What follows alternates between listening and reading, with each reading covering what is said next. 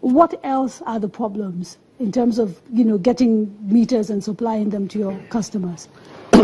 Well, as far as the discourse are concerned, we would like to meter. We've had the advantages of metering. But because we are a regulated business, no matter how much we want to invest in metering is just a component of the other cost of running our business. We have transformers, we have cables, we have other, capital expenditures that we must do. So metering is just an aspect, of the capital expenditure. A very important aspect. Very important. You don't cheat your customers. Very important, but again, if I don't also invest in transformers, there wouldn't be, supply. Do you understand? So every aspect of the value chain is very important. That's what I want to say. Now, the issue is, because the total capital expenditure I'm expected to spend in terms of metering is regulated by NERC, the regulator. So it means no matter how much I want to invest, I have a cap. I can't go beyond that. That is a problem. Secondly, because I cannot invest more, and since we started business, because of the lack of collection, because of the collection losses are growing, rapidly. One, partly because of the meter, partly because of stealing, and partly because those customers, as Bob mentioned, there are a lot of customers that are out there that are, that are on our network, but we are not able to capture them. So these are some of the issues. Now, if I'm able to, get all those things, together, and then I'm allowed to recover my expenditures, and also the tariff is right, I can easily get financing. I can get vendor financing from Mojek or from Momas, and say, look, they can see clearly my cash flow for the future.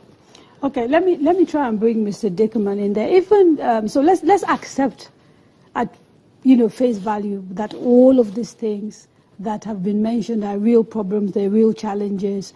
What stops us from getting customers who really do want to pay for the power that they've used to buy meters directly from manufacturers?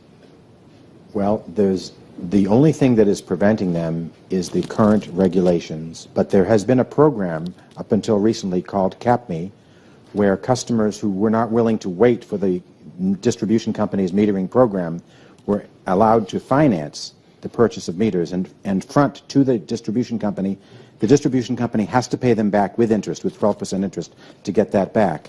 But the structure is really to allow the distribution companies to manage their network. And if you let customers buy a meter, to be honest with you, many customers will buy the wrong meter. You may have customers that have a very high demand and they need what's called a three-phase meter, and they'll buy a one-phase meter because it's cheaper. There may be a desire for a distribution company to put in a smart meter network. Smart meter is one that has two-way communications. A smart meter enables us to help manage our network more efficiently and effectively, and no customer would probably ever buy a smart meter. And you would have many different manufacturers and many different types of quality in the network. Surely that's just an issue of standardization. Exactly. Which is something that, if the will exists, can take place. But I would say this as well, though. Bob probably hasn't told you this, but in his network or his jurisdiction, you suffer issues where people actually clone meters as well. They do. And you may want to talk about that. Because no matter how much we actually do the standardization. But isn't that really an indication of just how much of a hunger there is for meters? And I know someone, the acting head of NERC is around. Could we get a mic to him? Because actually it would be nice if he could talk to us about why we're not coming up with innovative ways of solving this meter problem. For example, allowing customers to actually buy meters directly from manufacturers that are licensed for that particular role. Yes, please. And if I could introduce him probably, Mr. Anthony Aka, the acting head of NERC. Within the electricity sector, it's very important that metering is being monitored, because it's an instrument that guarantees revenue to the distribution company, at the same time provides fairness in the billing. And if meters are allowed, that customers will go directly and buy meters, there will be multiple problems. However, at this point in time, as we are looking into finding a solution to close this gap, we're also thinking about some other innovative ways that we as regulator, working with the sector players, will be able to put heads together and see how we can expeditiously close up the gap.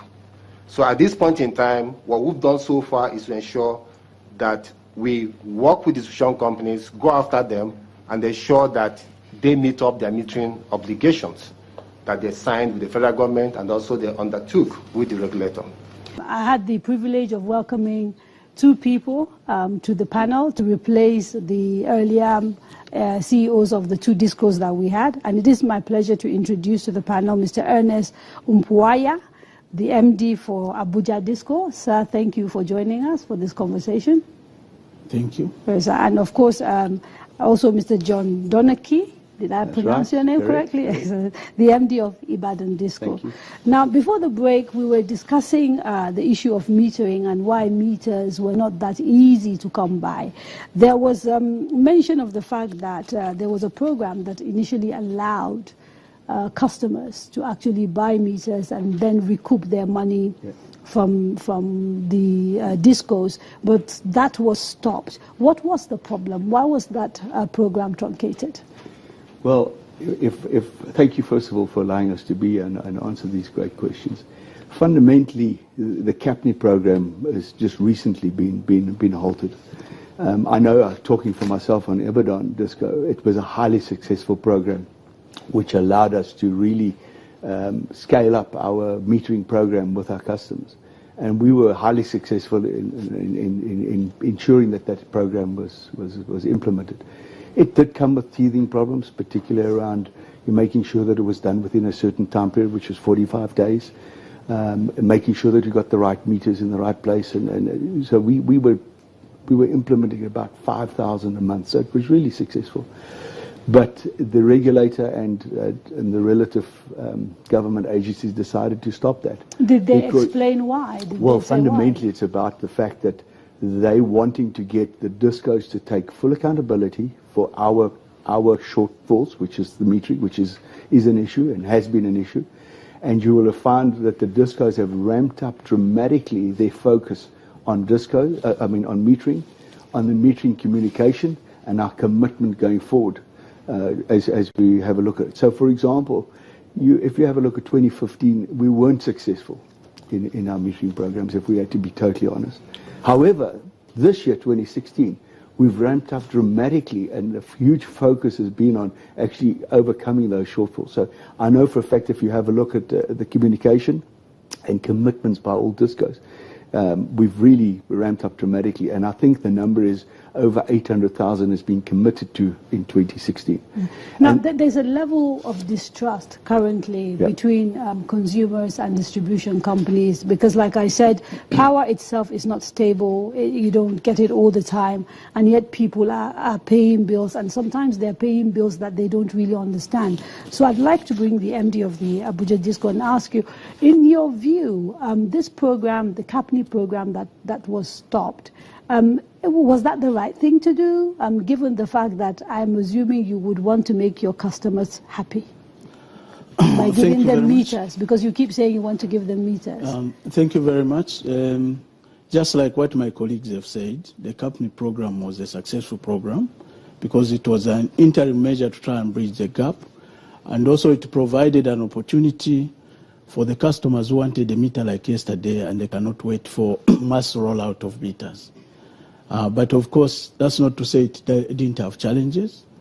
Some of the challenges are to do with the efficiency of rolling out meters in isolated areas because, the applications are coming from all over. So it's not cost effective to hop from one place to another. And so those are some of the challenges. But it's a program which could have died naturally as a ramp-up of mass metering, takes hold. It's something which can die naturally. So what I'm hearing you saying is, and we're very lucky we've got the minister here as well as the regulator. Yeah. What I'm hearing you say is essentially left to you, you'd like to have that program brought back. Well, what I'm saying is that as we ramp up our mass metering, then the customers will be able to know that, have confidence that the rollout has commenced, and naturally they would rather, they will make a choice whether to wait for mass rollout or continue with CAPMI. So it's a program which could have died naturally as we ramp up our meter Okay. program.